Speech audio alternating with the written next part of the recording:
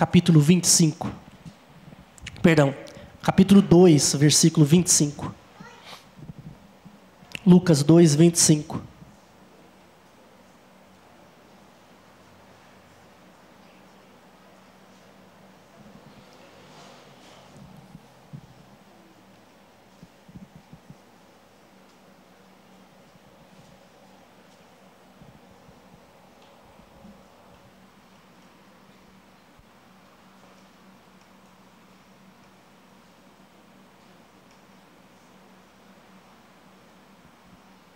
A partir do versículo 22, melhor.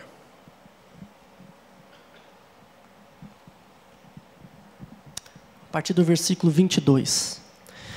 Diz assim: passados os dias da purificação deles, segundo a lei de Moisés, que depois do parto precisava de um tempo para a purificação da mulher, para que ela se tornasse pura novamente. Então, esperados aí esses dias, segundo o que diz a lei de Moisés, levaram Jesus a Jerusalém para o apresentarem ao Senhor, conforme o que está escrito na lei do Senhor. Então, era um costume judaico que a criança deveria ser levada ao templo e ser apresentada diante de todos. Então, uma das razões por que a igreja presbiteriana não faz a apresentação de uma criança para a igreja é porque isso é um rito judaico e não cristão. Então, aqui estava se cumprindo tudo aquilo que a lei determinava. Cristo, ele fez a transição. Ele tinha que vir e cumprir todo o rito judaico para que depois, sendo o mediador da aliança, cumprido a lei, toda a lei se cumpre em Cristo, ele é o fim da lei, ou seja, o cumprimento de toda a lei. Uma vez cumprindo essa lei, nós não mais precisássemos viver debaixo da lei cerimonial ou a lei civil judaica. Agora nós vivemos segundo Cristo Jesus, não segundo as leis do Antigo Testamento, né? Isso nós não estamos falando da lei moral, que antecede a lei cerimonial e civil do Antigo Testamento, né? Então, quando se tem uma explicação, né, para a igreja entender, quando nós temos os 10 mandamentos escritos ali na tábua, ali não é o início dessa lei moral. Ali o que Deus faz é mandar escrever para que ficasse mais claro para aquelas pessoas o que eles deveriam fazer. Mas a lei moral, ela foi gravada em nós, na nossa consciência. Tanto é que mesmo um povo que não tem a lei de Moisés, tem consciência de que roubar é errado, matar é errado. Porque essa consciência foi gravada, essa lei foi gravada na nossa consciência. Então, com Moisés, nós temos a lei moral sendo escrita, nós temos o início de uma lei cerimonial, são todos os ritos, e temos também a lei civil, porque o Estado de Israel era um Estado teocrático, Deus era o governador daquele Estado, digamos assim. Em Cristo, todas essas leis que foram dadas a Moisés, ou começadas com o povo, elas se cumprem em Cristo. Por isso que nós não mais seguimos nenhum rito que seja judaico, mas nós seguimos o que é cristão. Muitos deles vêm a transição. Por exemplo, os sacramentos. Nós só mudamos o sacramento, a maneira dos sacramentos, mas eles são os mesmos. O Antigo Testamento era a Páscoa. O Novo Testamento é a ceia. É por isso que nós também não comemoramos a Páscoa. Nós comemoramos a ceia. O que era a circuncisão virou o batismo. Então nós praticamos o batismo, não precisamos mais da circuncisão. É por isso que a criança que era circuncidada ao 8º dia, ela não é mais circuncidada, ela é o quê? Batizada, filho de crente, né, obviamente. Mas enfim, então aqui nós vemos o cumprimento, Cristo cumprindo a promessa de tudo aquilo, cumprindo todos os ritos, né? conforme está escrito na lei do Senhor, todo primogênito ao Senhor será consagrado, e para oferecer um sacrifício segundo o que está escrito na referida lei, um par de rolas ou 2 pombinhos. Então aqui eles estavam se cumprindo tudo, desde o início, Cristo Jesus ali, ainda um bebê, sendo cumprido esse rito. Bom, o fato é, eles foram então para o templo. E aqui entra o que eu quero falar com vocês nesta manhã. Havia em Jerusalém um homem chamado Simeão. Homem esse justo e piedoso, que esperava a consolação de Israel. E o Espírito Santo estava sobre ele. Revelara-lhe o Espírito Santo que não passaria pela morte antes de ver o Cristo do Senhor. Movido pelo Espírito, foi ao templo. E quando os pais trouxeram o menino Jesus para fazerem com ele o que a lei ordenava, Simeão tomou-o nos braços e louvou a Deus, dizendo: agora, Senhor, podes despedir em paz o teu servo, segundo a tua palavra, porque os meus olhos já viram a tua salvação, a qual preparaste diante de todos os povos. Aí vai estar a citação do texto que nós lemos na liturgia. Luz para a revelação aos gentios e para a glória do teu povo em Israel. E estavam o pai e a mãe do menino admirados do que dele se dizia. Simeão os abençoou e disse a Maria, mãe do menino: eis que este menino está destinado tanto para a ruína quanto para levantamento de muitos em Israel, e para ser alvo de contradição. Também uma espada traspassará a tua própria alma, para que se manifestem os pensamentos de muitos corações. Salvação e contradição. É isso que nós temos em Cristo Jesus com o nascimento de Cristo. Salvação, mas também contradição. Certa vez, um pastor presbiteriano, missionário, que atualmente, acho que hoje na Espanha, mas ele estava em outro país na Europa, quando chegou os dias de Natal, e ele ouviu a seguinte frase: vê se pode, agora estão querendo colocar religião até no Natal.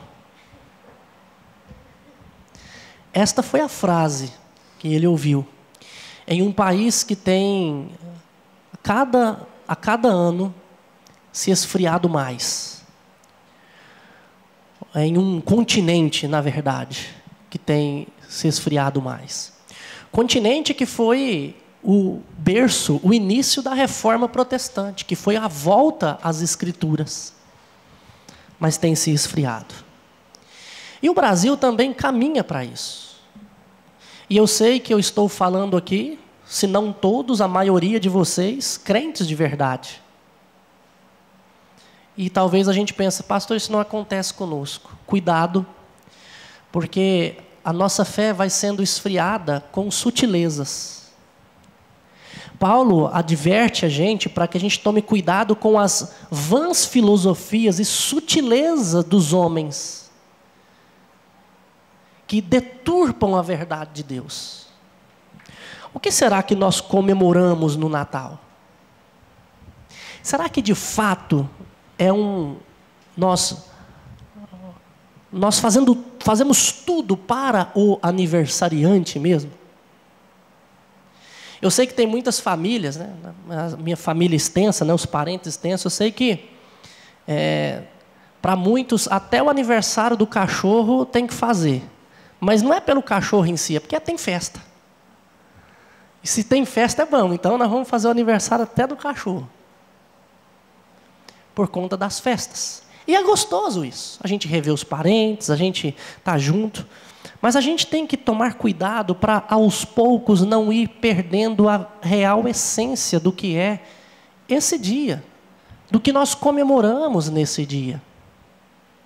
Nós temos uma tentativa mundana, um pensamento mundano de desviar o foco.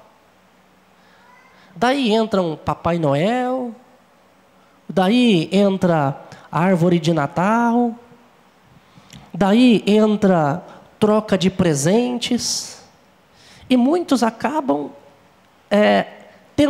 querendo que chegue esse dia por muitas coisas secundárias que estão ao redor daquilo que deveria ser o centro, que é o significado verdadeiro do Natal. E é por isso que eu gostaria de trazer essa mensagem para os irmãos nessa manhã, para a gente pensar e repensar as nossas atitudes, pensar o que está no nosso coração, na nossa mente, no mais íntimo do nosso ser, para que a gente, de fato, comemore nesses dias aquilo que é de mais importante para nós. Observe, versículo 25. Havia em Jerusalém um homem chamado Simeão, homem esse justo e piedoso, que esperava o quê? A consolação de Israel. A consolação de Israel. Irmãos, essa palavra, ela tem um significado de ao lado de, perto de, chamar alguém para perto, para estar perto. Essa palavra ela tem um sentido de consolo, de conforto e de encorajamento. Se nós formos parar para pensar aqui, o que Simeão esperava era um encorajamento. O que Simeão esperava era algo que pudesse consolá-lo. Algo que pudesse trazer esperança. Algo que trouxesse paz ao seu coração. Algo que fosse diferente de tudo que ele já teria experimentado nesta vida. E aqui está o real significado do nascimento de Cristo Jesus. Ele veio trazer consolo, conforto, encorajamento para nós. Domingo passado eu falei do que o Antigo Testamento diz a respeito de Jesus, o que ele seria para nós. Um Deus forte, um Deus conosco, um maravilhoso conselheiro. Coisas que nós precisamos dia a dia, corriqueiramente. Quem aqui não precisa de conselhos? A própria Bíblia diz que na multidão de conselheiros há bom êxito, ou na multidão de conselhos. Em Cristo nós temos isso. Quando nós olhamos para o Salmo 23, que eu também preguei recentemente aqui, que fala que, tendo o Senhor como o nosso pastor, nós não vamos sentir falta de nada, porque nele nós temos conforto, nele nós temos a direção, nele nós temos proteção, nele nós temos esperança, nele nós temos tudo o que nós precisamos. Mas infelizmente, por mais que a gente tenha tudo isso, as coisas ao nosso redor, os prazeres da vida, os anseios que nós temos por prazeres da vida, vão tirando o nosso foco daquilo que é central. De tal forma que a gente passa Natal e Natal, faz as mesmas coisas, comemora uns com os outros, troca presente, mas continua ainda com os mesmos anseios, com as mesmas dificuldades, com as mesmas tristezas. Muitas pessoas ainda falam do espírito do Natal. Nossa, esse espírito do Natal é muito bom. Que espírito do Natal? Qual o espírito do Natal? Na verdade, irmãos, o espírito que pode estar no Natal é o espírito que está em nós todos os dias. Não só no Natal. mas todos os dias. É o Espírito que Paulo diz que quando nós cremos, conforme ele escreve aos Efésios capítulo 1, versículo 13 e 14, quando nós cremos, nós fomos selados com ele. E é interessante, irmãos, quando nós olhamos para o texto, volte aí seus olhos, que esse Simeão, homem piedoso, que esperava a consolação de Israel, diz que o Espírito estava sobre ele.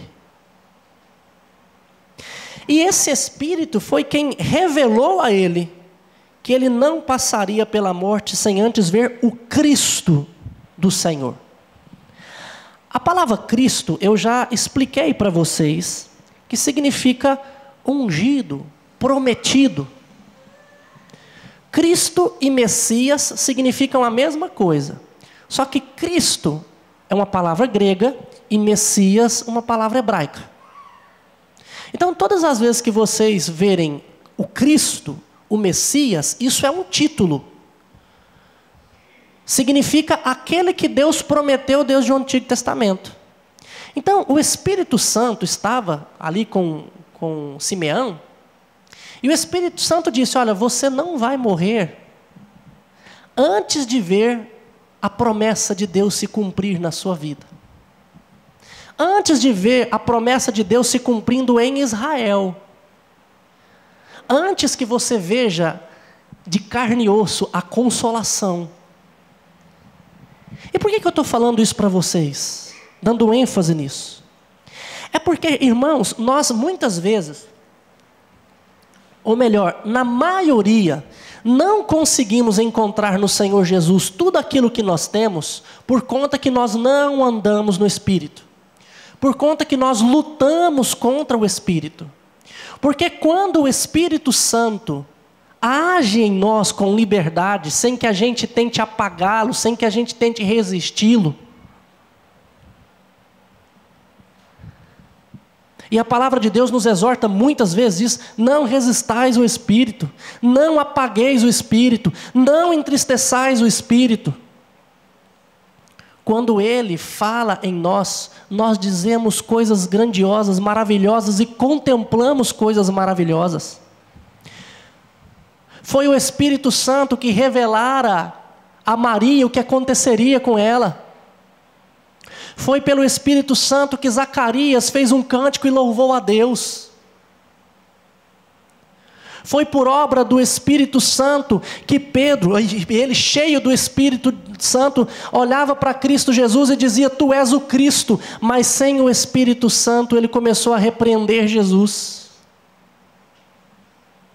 Irmãos, quando nós vivemos no Espírito, nós conseguimos enxergar coisas grandiosas e maravilhosas. Abra, por exemplo, um texto que eu já citei várias vezes para os irmãos. Eu quero ler esse texto com vocês agora, para a gente entender mais e mais. 1 Coríntios, primeira carta de Paulo aos Coríntios, no capítulo 2, versículo 9.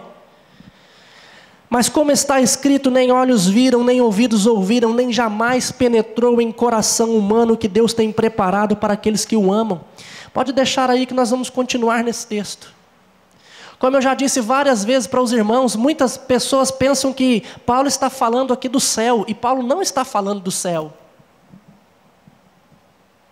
Paulo está dizendo que um coração natural não consegue enxergar as coisas que Deus já tem preparado. Mas quando nós somos transformados pelo Espírito Santo, quando o Espírito Santo habita em nós e tem liberdade para agir, nós começamos a enxergar coisas que os olhos naturais não enxergam. Nós começamos a experimentar um pedacinho do céu aqui. Porque aqui Paulo não está falando do céu, mas de agora. Olha só o que ele continua dizendo: mas Deus nulo revelou pelo Espírito. Olha só.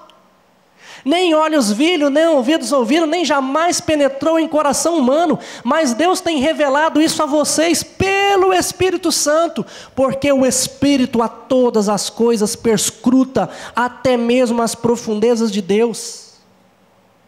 Porque qual dos homens sabe as coisas do homem, senão o seu próprio espírito que nele está? Assim também as coisas de Deus, ninguém as conhece senão o Espírito de Deus. Ora, nós não temos recebido o Espírito do mundo, e sim o Espírito que vem de Deus, para que conheçamos o que por Deus foi dado gratuitamente. Irmãos, uma vida vivida plenamente do Espírito arranca de nós toda angústia, todo sofrimento, toda ansiedade, toda depressão, todo o estresse. Arranca de nós tudo aquilo que há de ruim no nosso coração. Porque quanto mais eu ando no Espírito, mais eu venço os pecados que em mim habitam. O grande problema é que nós não buscamos andar no Espírito. Ora, disto também, versículo 13, também falamos em palavras ensinadas, não em palavras ensinadas pela sabedoria humana, mas ensinadas pelo Espírito, conferindo coisas espirituais com espirituais. Ora, o homem natural não aceita as coisas do Espírito, ou seja, o homem que não foi lavado e regenerado pelo Espírito Santo, não aceita as coisas do Espírito de Deus, porque lhe são loucura, e não pode entendê-las, porque elas se discernem espiritualmente. Porém, o homem espiritual julga todas as coisas, mas ele mesmo não é julgado por ninguém. Pois quem conheceu a mente do Senhor que possa o instruir? Olha isso que maravilha, meus irmãos. Vamos ler isso aqui todo mundo junto. O finalzinho. Todo mundo junto. Bem forte. Vamos lá? Nós, porém, temos a mente de... Meus irmãos, a nós foi dado a mente de Cristo Jesus. A nós foi dado um viver diferente deste mundo. É por isso que Simeão fala uma coisa aqui, que tem me confrontado demais. Olha o versículo 29. Depois que Simeão tomou, agora do nosso texto, base. Depois que Simeão tomou o menino nos braços, ele viu Jesus nascido. Ele diz: agora, Senhor, podes despedir em paz o teu servo, segundo a tua palavra, porque os meus olhos viram a tua.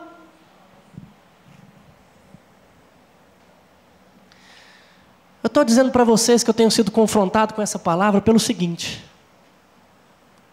eu devia chegar hoje, em todos os natais, para comemorar essa data, dizendo do fundo do meu coração, falar: Senhor, pode me levar. Pode me levar, Senhor. Porque agora eu tenho certeza da tua salvação. Nós deveríamos viver na perspectiva de desejar o céu do fundo do nosso coração. Como Paulo nos ensina, morrer é lucro, mas viver é Cristo. Se eu estou cansado, se eu estou atribulado, eu deveria estar cansado e atribulado por estar servindo a Cristo e enfrentando dificuldades por amor a Ele. Não triste pelas coisas da vida que eu desejo, que eu gostaria que fosse diferente. Porque esse cansaço deveria me fazer desejar o céu. Mas sabe por que eu não desejo isso do fundo do meu coração? Pelo contrário, eu desejo outras coisas. Tem vezes que eu tenho medo de morrer e não terminar a obra. Vocês acham que eu não penso que tenho medo de às vezes Deus me levar para outro lugar, de repente eu não terminar aqui? São medos reais do meu coração. Sabe por que isso? Porque eu estou me importando com coisas humanas. Porque eu deveria estar descansado, dizendo: Senhor, pode me levar. Porque eu tenho certeza da salvação. Mas se o Senhor quiser que eu fique aqui, por causa da igreja, eu vou ficar. Se o Senhor quiser que eu fique aqui para o Senhor me usar como instrumento, eu vou ficar, mas eu quero estar com o Senhor. Sabe por que nós não pensamos assim, irmãos? Porque nós não estamos vivendo no Espírito como deveríamos. E eu estou falando a vocês que eu não estou vivendo. E se você não tem esse tipo de desejo no coração, é um indício de que você também não tem vivido. Porque o Natal representa para nós isso. O Natal é muito mais do que qualquer outra coisa, troca de presentes ou qualquer outra coisa. O Natal é para nós descanso. É para a gente chegar e dizer: Senhor, estou em paz. Quando eu estiver andando no Espírito dessa maneira, os medos do nosso coração que nos trazem tristeza serão arrancados de nós. As maiores dificuldades que nós enfrentamos hoje é a depressão, estresse e ansiedade. Eu não sei se você já parou para pensar que cada uma dessas coisas tem a ver com o passado, tem o presente e o futuro. Ninguém fica depressivo com coisas que estão para acontecer. O que nos traz a depressão são coisas do passado. São coisas que passaram, são angústias. É ficar remoendo aquilo que já passou. Isso nos leva à depressão. Mas as dificuldades atuais nos levam ao estresse. O estresse é um sofrimento presente. É algo que está acontecendo, é a pressão que está sobre nós, muitas vezes, que nos causa estafa. E a ansiedade é medo de coisas do futuro que podem ou não vir. De tal forma que estas coisas nos afetam, nos abalam o tempo inteiro. Eu tenho medo do meu futuro não ser aquilo que eu desejo. Eu me estresso porque eu gostaria que as coisas estivessem diferentes.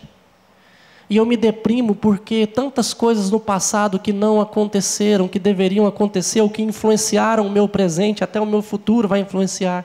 E eu fico angustiado. E Simeão vivia nesse turbilhão de coisas também.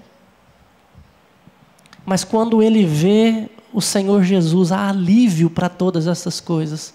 Porque ele diz agora: o Senhor pode me despedir em paz. Meus irmãos, o Natal deve ser para nós consolo. E como eu disse, se não está sendo na sua vida, nós precisamos buscar viver em espírito. Mas aí você me pergunta: pastor, mas então como fazer? Porque eu quero viver em espírito. Mas como fazer? Vou pregar recentemente algo sobre isso, em Efésios. Mas já digo para vocês como, algumas coisas que nós devemos fazer. Paulo fala para falarmos entre nós com salmos. Nós precisamos conversar mais sobre as coisas de Deus. E quando eu falo conversar sobre as coisas de Deus, nem é discutir teologia, não. Mas às vezes é conversar: olha, como foi o sermão para você nessa noite, nessa manhã? Olha, será que nós estamos vivendo desse jeito? Vamos ler um salmo, vamos cantar. Um privilégio, James Smart, quem mora longe, não estou dizendo que você é o que mora mais longe, não, né? Mas você mora longe. Um privilégio de quem mora longe é que pode vir da casa para cá, louvando o Senhor, ouvindo cânticos espirituais maravilhosos e conversando uns com os outros dentro do carro. Isso é bom. Ir para o trabalho ouvindo músicas. Colocar a Bíblia para a gente ouvir. Arrumar a casa louvando ao Senhor. Ouvindo o sermão. Ontem foi um dia gostoso, também uma manhã gostosa. A gente estava ali na construção, né, colocando as janelas, inclusive as janelas já estão colocadas lá, todas. E a gente estava conversando com o seu irmão, o Júnior, né? O Ziano estava lá com um foninho, trabalhando. Eu falei assim, você trabalha ou você fica ouvindo? Ele falou, as duas coisas. Né? Mas ouvindo o sermão enquanto nós fazemos algo. Tem muitos pregadores excelentes. Enfim, como é que eu vou ser enchido do Espírito Santo? Porque a Bíblia fala que é Ele em quem nos enche do Espírito. Mas é interessante que Deus nos enche do Espírito por meio dessas coisas. Não sou eu que desenvolvo o Espírito Santo, não sou eu que faço com que o Espírito Santo haja, mas a palavra de Deus nos ensina que o Senhor nos enche do Espírito Santo quando nós estamos fazendo isto, buscando Ele. Buscando Ele. Então, irmãos, vamos fazer isso. Um café da manhã como nós tivemos aqui, para muitos pode ser tranquilo, ou então até chatice acordar mais cedo. Mas para algumas pessoas é tão bom. Porque eu tenho certeza que tem algumas pessoas que têm prazer de acordar, fazer um bolo de cenoura e dizer assim, alguém vai degustar disso. Quibe, coxinha maravilhosa da dona Iraci, o senhor pode dizer para ela, viu, São Moisés? É gostoso, até essas simples coisas, irmãos, em comunhão, nos faz viver mais em espírito. Nos faz com que nós sejamos cheios do Espírito Santo. Então não vamos perder de vista isso. Porque o Natal tem sido para muitos contradição. E isso acontece de maneira sutil. De maneira sutil. E é isso que Lucas nos ensina no final do texto, que diz que, olha, esse menino será para levantamento de muitos, mas também será para contradição de muitos outros. Simeão contempla com os seus olhos não apenas um bebê, mas aquele por meio de quem Deus salvaria o seu povo. Simeão contempla a salvação. Mas naquele período, muitos acreditavam que o que Jesus era, Roma seria, César seria, outras pessoas seriam. Ou muitos acreditavam, depois de Jesus mais velho, que esse Jesus seria alguém bacana, um rei ou qualquer outra coisa, mas não um Salvador. E muitas pessoas hoje que comemoram o Natal, inclusive fazendo alusão a Cristo, acreditam em Jesus, mas não como de fato um Salvador. Muitos têm comemorado realmente o nascimento de Cristo no Natal, mas muitas dessas pessoas, para muitas delas, Cristo é um homem que nasceu e morreu, sendo um exemplo de pessoa. Veem em Cristo como um monte de coisas, menos como aquilo que de fato o Natal representa, a salvação. Tem uma música de um grande compositor, Guilherme Kerr, que ele diz o seguinte: muito embora só Jesus exista, nem todos sabem vê-lo como é. Filósofo, poeta ou comunista, ou mesmo hippie, já se disse até. Mas Jesus é bem mais importante quando se sabe do seu grande amor. E é preciso hoje que se cante Jesus, Filho de Deus, o Salvador. Muitos acreditam em Jesus. Muitos. Mas Jesus é um homem inegável. É só um louco. Um bobo. Que não conhece de história. Para negar a existência de Jesus. Agora, Jesus, olhando para ele, era um homem, como cada um de nós. Então, praticamente ninguém nega a existência dele. O problema é as pessoas que... Não, esse Jesus que viveu há 2000 anos era um grande sábio, era um filósofo, era um espírito evoluído, era isso, era aquilo. Não, ele não era nada disso. Pelo contrário, Ele era muito mais do que tudo isso. Ele era o Salvador. Olharmos para Cristo e enxergarmos muitas coisas, menos aquilo que precisamos enxergar, irmãos, está errado. Nós precisamos enxergar corretamente. Então, como nós temos olhado para Cristo Jesus, como temos olhado para o seu nascimento, como temos enxergado, muitos não enxergarão da maneira como deveriam enxergar, da maneira como deveríamos enxergar. Mas nós temos convicção de quem é esse Jesus, de quem é esse Jesus. Irmãos, nós precisamos tomar cuidado, porque eu não temo que vocês enxerguem Jesus de maneira diferente. O meu temor é que as coisas sutis da vida vão tirando o foco desses dias agora. Hoje à noite vocês vão reunir. O que é mais valioso na noite de hoje, quando vocês estiverem fazendo um banquete? A comunhão entre os seus parentes? Trocar presentes?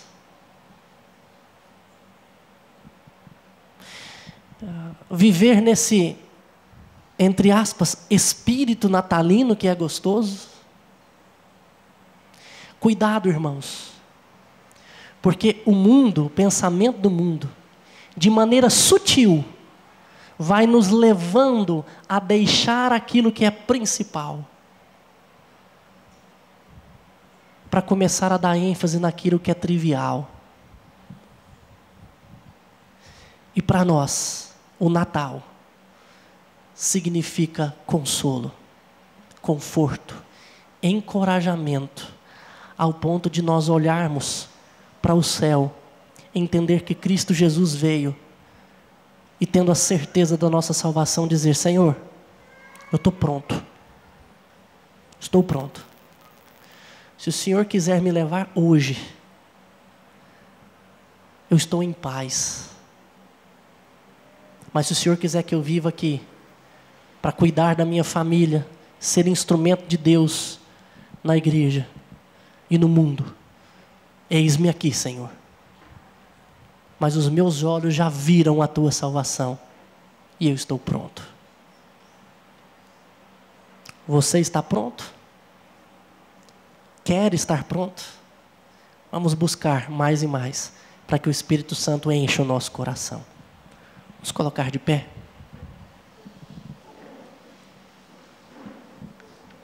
Deus, obrigado por mais esse momento juntos, onde o Senhor fala aos nossos corações. Senhor, que a tua palavra, que é viva e eficaz, que penetra o nosso mais íntimo ser, que ela possa transformar de fato o nosso coração e a nossa mente, trazendo paz ao nosso homem interior.